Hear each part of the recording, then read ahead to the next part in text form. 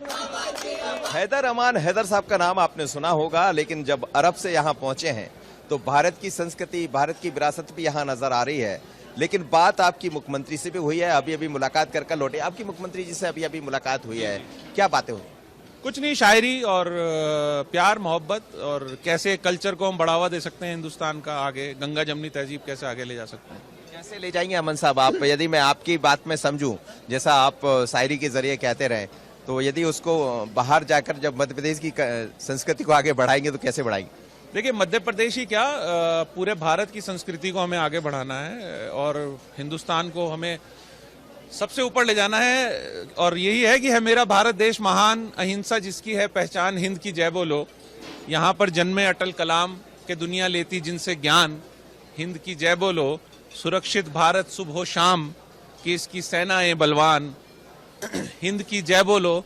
और मैं अपने कलम को करूं सलाम जो लिखे भारत माँ की शान, हिंद की जय बोलो। और मैं हमेशा कहता हूं कि मैंने अपने दादा से एक बार पूछा था कि आप 47 में पाकिस्तान क्यों नहीं गए, तो उन्होंने मुझसे कहा था कि अपना घर छोड़ के किराए के घर में रहने कोई नहीं जाता है।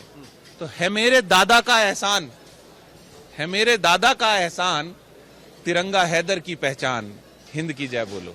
यही हमारी संस्कृति है, प्यार, सद्भाव, एकता। यही हमें सारी दुनिया में मैसेज देना है, शांति का। बहुत सुंदर आपने बात कही। लेकिन आज जो प्रवासी भारतीय सम्मेलन इंदौर में हो रहा है, इंदौर आकर आपको कैसा लग रहा है? इंदौर को लेकर कुछ कहिए, 2 लाइन। सर, इंदौर आके बहुत खूबसूरत शहर, मैं पहली बार आया हूँ। राहत साहब की नगरी है और अपने जीवन में उन्होंने मुझे हमेशा कहा कि इंदौर आओ।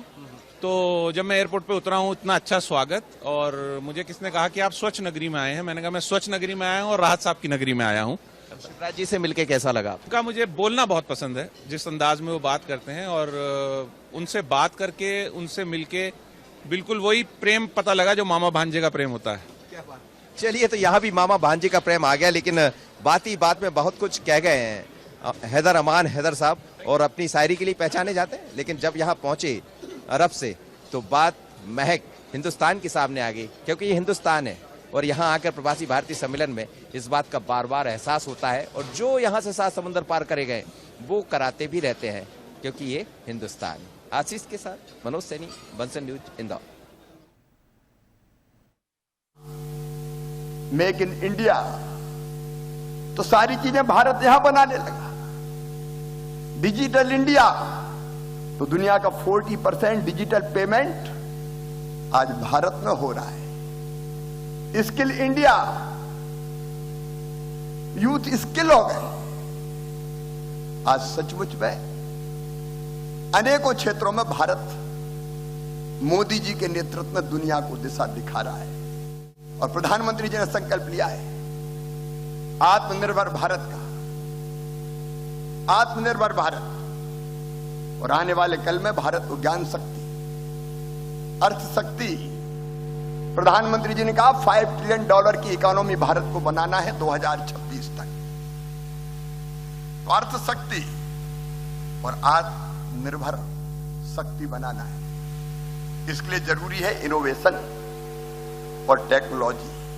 और भारत के नौजवान नवाचार कर रहे हैं। इनोवेटिव आइडिया आया, लेकिन आइडिया पर्याप्त नहीं है। उसके लिए रोड मैप, उस रोड मैप पे चलने के लिए परिश्रम, रिस्क, नदी के विपरीत दिशा में तैरने का साहस, ये करना पड़ता है, तब नवाचार के रूप में सफलता मिलती है।